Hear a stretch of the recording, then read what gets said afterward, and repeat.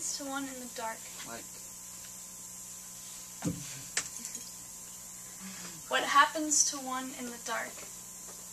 You don't want to get to know me too well. I keep house in a black cavern with all the light dying at the cracks. There is a pretty rug and some gold vases, and there are cats hanging from the stalactites. My stalactcats, ha ha! When the land above starts rolling over and blowing over, the stalactcats rustle in their nooses and swing together. They brush against my moving face. Their slime makes a high-pitched drip onto the carpet every night, and their bones clack together in a low rumble. Happy creatures. In the absolute dark, I take one down every dawn and eat it to the bone husk. Once you come in my cavern, you will let a little light inside the cracks, and it will shine on the faces of my stalactcats, and you will see their dready white bones peeking through the old fur.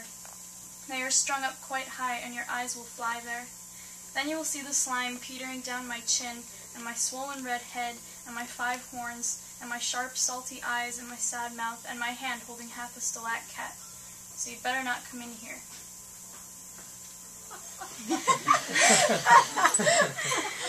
Fairy Tale. The Book of Mortal Peril, Day 1. We met a dark man with liver spots, sitting crosswise in a forest glen full of cranes, standing so thin that they could be blades of grass. He plucked the eyes of the cranes and speared them onto his fingers. One for you, and you, all of you. We scurried home unplaced and waited for our eyes to fall off and spear themselves onto our fingers, but perhaps the man in the forest was a charlatan. All that happened was...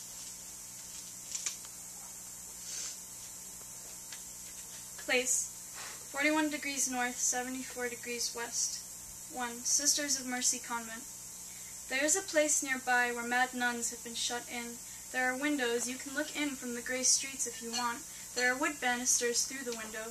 The stairs are empty in the day, just yellow air, filling the space where schizophrenic old women race by in small hours, chase each other's shrieks girlishly down the old wood, banisters, feet thumping, braids trailing into the basement, where blue stars are shot into the walls by a fat disco ball. 2. Under the manholes. There is a place under the manholes called the Ring of Fire. Yellow sulfur shakes up under the sweet, wet skin of crocodiles, shines pale in the long black rectangle that rests under the manholes. For you see, crocodile belly skin gives off its own natural light radiation. What's it? Chemosynthesis? Sewer guts, rain socks, pale burn, swindle sticks, rasp raw, grope grit, slime slip, stick skin, slim sight, sore swim, sink, sing, sink, sink, sink, sink, sink, sink. 3. Inside trappings. There is a place inside a person quite like the place in the trunk of a tree.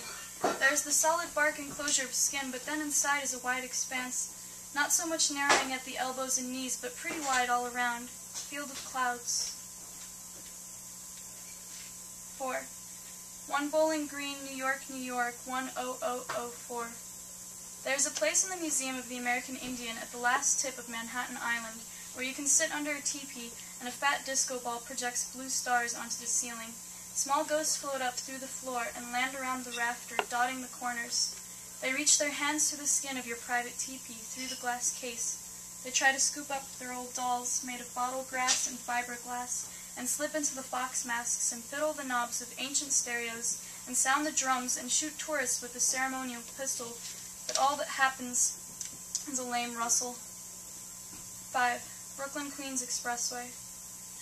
There is a place where a tall sloping man stands under the highway overpass, pale and calm, a tall spike among the smaller spikes of rain and completely witless. He is a brutish man, blue in the moon's eye, with one jaggy tooth pointing out of his lips. He is a psychopath-sociopath hybrid who will maybe follow you home, you treading carefully over the pass, he treading so tall his hair brushes your ground, he lumping after your footsteps as though he could see up at you through a sheet of ice, the blue circle on his brow. The rain may, if you're lucky, erode him till he is a pale long wax stick and snaps when he finally reaches up to climb over your highway.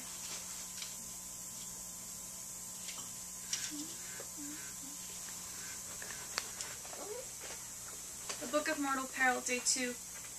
Every night we sat with our legs poking through the fence that went round our town and watched the forest shapes through the gloom hanging around the air.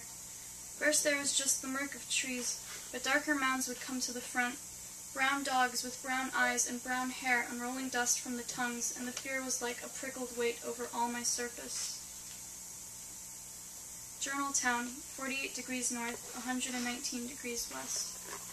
He's got a very heavy cortex, which will not let him look to one side or two side. I'm a sex offender with a long record under my scalp. When he slinks back from the corner where his head has been, there are spots of brain cabbage on his clothes. His head has been carved. The pupa in my eyes fit me.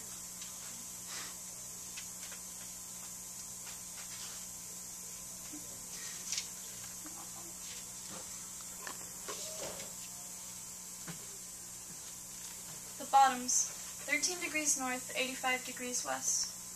In the summer of the monkeys, a Nicaraguan grandmother taught me horse maneuvers. There was much bone of the horse. It had a long skull face and danced like a skeleton. 9 whole heart attacks, outlining the dune. We slithered with our bellies scraping the ground, following El Gato Negro into her. The stuffy black desert night opened. The horse had to drag grandmother, who was fainting more strokes.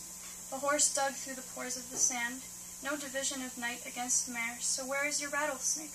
Well, where is your cane? Where went your rattle, and where went your cane? I whispered, Grandmother, how to talk to dead ants and the pores of the sand. Over the bottoms of the sea, the parts that are just black sand, dust, atom strands, and tiny white bacteria stars that moved at each other and hit and dispersed. Grandmother is afraid to die. So much for a playdate on the sandscape. We found it splayed out, the horse. El Gato Negro was eating the invisible stuff of her skeleton innards. The way home was shrouded by black mosquito net.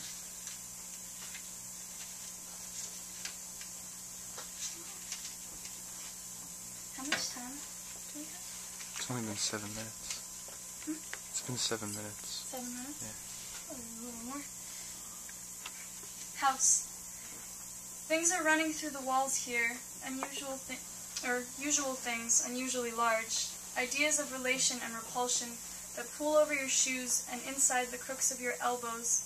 This is a box Witch Mom gave you. Don't open it yet. It's a nice bomb.